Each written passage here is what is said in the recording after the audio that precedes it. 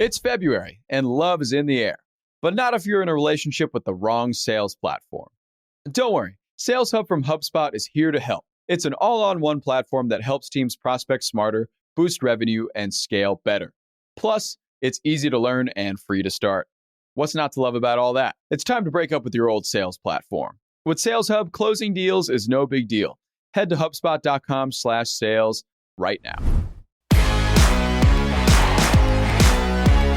Good morning, everyone. It's Monday, February 26th. I'm John Weigell here with Juliet, Bennet, and this is the Hustle Daily Show. We've all worked hard on an Animal Crossing village, a Sims town, or a Minecraft dungeon before. But now it seems like these digital worlds are being ripped from us more and more. It's a side effect of digital life that you don't necessarily own anything you do, and metaverses and games alike can easily be taken away by developers. But should we be super comfortable with this? We'll chat about all that in a bit, but first let's give you the hits and headlines today across business and tech. Starting us off today, Odysseus, the first U.S. spacecraft on the moon since 1972, arrived safely, but not perfectly. While Intuitive Machines has communicated with its lunar lander, the vehicle tipped over, limiting the transfer of information back to Earth through its antennas. In AI news, Figure AI is raising $675 million, bringing its valuation to about $2 billion, thanks to investors including Jeff Bezos, Microsoft, and NVIDIA. Heard of any of those before? Figure AI builds robots that can replace humans in dangerous jobs. Next, Warner Brothers Discovery turned a $103 million profit on its streaming unit last year. The same unit saw $2.1 billion in losses in 2022. Turns out price increases and lowered content expenses, which means, not paying as many people to make as many things, can really work wonders for a business nowadays. Moving over to airlines, just days after American Airlines, Alaska Air, and JetBlue all announced that they are raising baggage fees, United Airlines also said it's raising baggage fees too. So fantastic for anybody traveling lately. And finally, it's time to turn down for meditation, because Lil Jon has just released a 10-track meditation album entitled Total Meditation. The famed rapper-producer says the album is meant to, quote, relieve anxiety, boost focus, and find peace. And with that, let me get a soft exhale. Yeah. Namaste. A-Town down. All right, on to the main story today. We're discussing the absolutely horrific possibility of losing everything you've ever worked for in digital spaces like Animal Crossing, Minecraft, and many of the like. Since games and metaverses are all online, there's very little ownership today digitally, and it could all be swept away in an instant by a developer.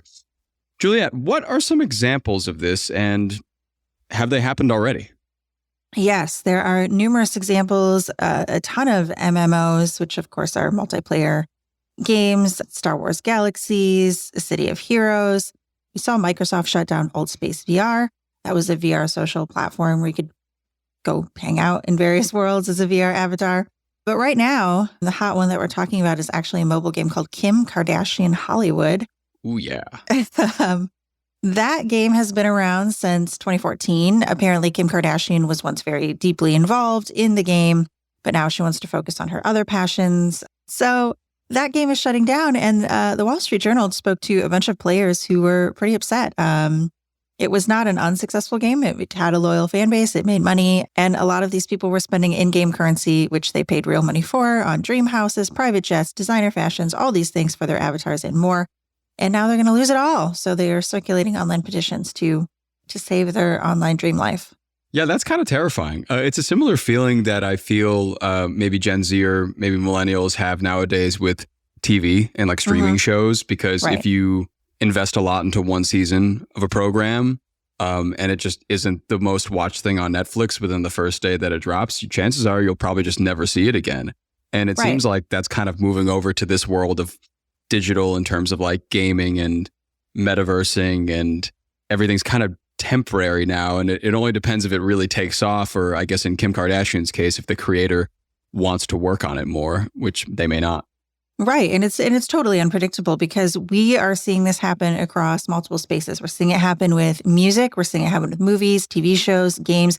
anything that you once physically owned, whether that was a CD or a cassette or a vinyl record, all of that is digital now and can just totally disappear in an instant. We have seen with Warner Brothers and HBO, they just completely remove or never release movies or TV shows that they had partially or in some cases completely made. Like everything is in this weird liminal space. And as the consumer, it feels really weird to be like, hey, I paid money for this thing and now I can't have it. Now it's gone. Right. Or especially, if you've been making in-app purchases and buying yourself private jets and all the nicest designer clothes as your Kim Kardashian avatar, then no access to that. That's pretty unfortunate. Yeah. And even I was reading this Kotaku article, and this was, I want to say a couple of weeks ago, they were talking to someone at Ubisoft at the studio that makes Assassin's Creed, a bunch of different games. And they were saying people should get comfortable with not owning their games, which is just so bizarre. You would think like, I paid $60 for this AAA game. I should be able to play it in perpetuity. At any point in time, I should be able to come back to this land. I don't know what. I played Assassin's Creed Valhalla. I should be able to go back, be my little Viking person and do my little Viking things because I paid for this.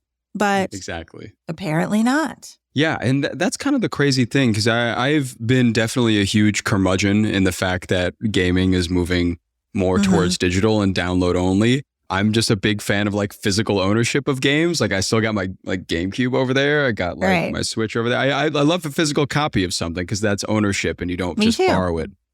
So, I mean, the fact that you have to now log onto a gaming console, log into like 3 different providers, go in, insert your information so they can collect your data while you're playing and then play the game is crazy to me. I should just be able to, similar with like music streaming platforms like a Spotify, Apple Music, like there's kind of like more barriers to entry, more sign-ins, more things. Right. I should be able to buy the album and then own the album and then listen to the album. But now, we're seeing music disappear. We're seeing it disappear from TikTok. People made videos with certain songs. Now there's some kerfuffle between this studio and that company. And yeah, we're seeing a lot of that. One thing I will say, though, if you are my close personal friend, you're probably sick of me talking about this. But yeah, Baldur's Gate 3 is truly just every time I think about this game in comparison to everything else that's happening with media, it's just like, wow, that's the way to do it, but we'll never do it because Baldur's Gate was made by a Belgian company called Larian Studios. They basically put out a full game. They were like, pay, I think it was $60 when it came out. Here is your full completed game. There's no extra DLC. There's no skins. There's no mods. There's no anything to buy. Here's your game. Since September or August, September, when they released it, they have come out with patches and fixes and they've added content and they've fixed things. But you don't have to pay for that. It just downloads to your whatever you're using when you start it up the next time. And it's such a rare model for gaming that people have been talking about it a lot. They're just like, nobody does it like this. And even in a recent award ceremony, one of the guys from Larian was like, yeah, because we don't have shareholders. We don't care about shareholders. We just make this game that we like. And it's great. Here you go. That's awesome. I love to hear that. But at the same time, there's kind of also a flip side of this because it's not just like games, right? It's not also just kind of playing around as a little Viking assassin. You also have things going on here that people are becoming very attached to outside of those like digital worlds. And you mentioned in this article, AI companions as well as another thing. Right. And we're going to see a lot more of that across games and just various forms of entertainment. And even just in terms of apps where the entire purpose is an AI companion. So we are already seeing people become very attached to AI, I guess, boyfriends or girlfriends or significant others, where people really start to feel things for these chatbots. And there's a very common effect. I think it's called the Eliza effect, where, humans have been developing feelings or feelings toward robots and other inanimate objects for a very long time. And as these AI chatbots get more advanced and they start to remember you and remember things about you and make suggestions based on things that you like, it does feel like there's a relationship there. And these people are really forming feelings for these robots. The problem being, or one of many potential problems, I suppose, being, is that these robots can just disappear or completely change overnight. There's a company called Replica. A software update changed the personalities of these bots. People were really upset because they felt like they were logging in and their friend wasn't there anymore because their friend had a software update.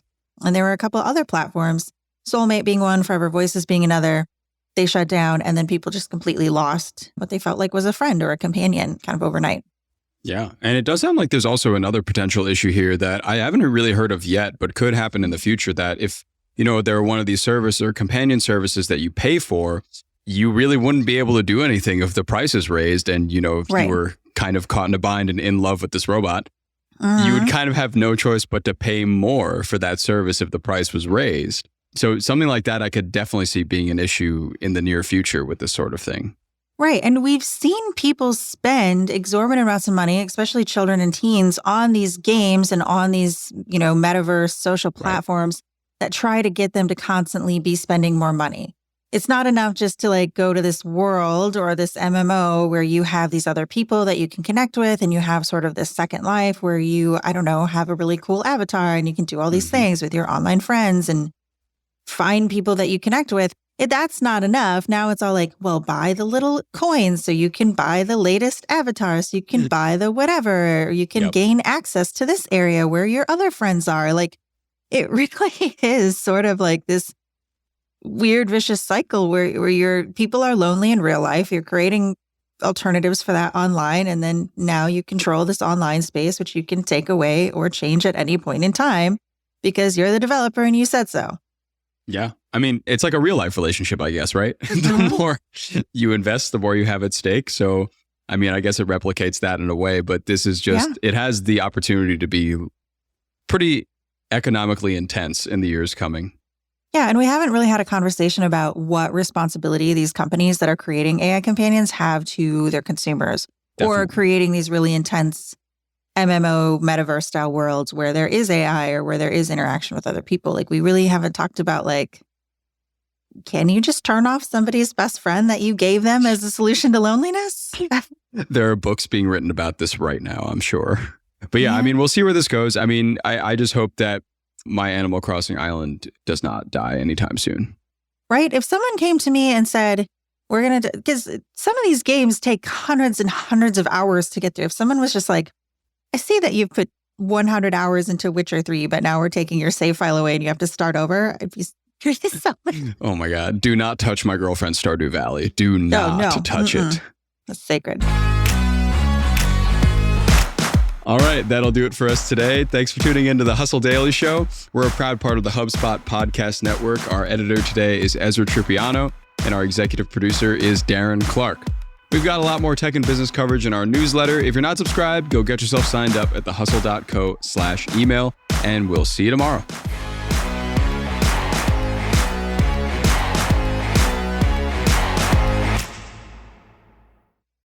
Hey, everybody, it's John from the Hustle Daily Show. I've been listening to an awesome podcast recently called Marketing Made Simple. It's hosted by Dr. JJ Peterson, and it's brought to you by the HubSpot Podcast Network, which is the audio destination for business professionals. Marketing Made Simple brings you practical tips to make your marketing easy and, more importantly, make it actually work. I was listening to an episode recently that really stuck with me, and it was called How Real Should You Be at Work? In that episode, Dr. JJ Peterson and his co-host, April Sunshine Hawkins, talked with Ashley Menzies Babatunde, who is the creator and host of her own podcast called No Straight Path, and it explores the human stories behind success. But on their podcast, Ashley dove into the importance of embracing humanity in the workplace and acknowledging that setbacks and emotional challenges are a natural part of everybody's daily life. So I found that really, really impactful. You can listen to Marketing Made Simple wherever you get your podcasts.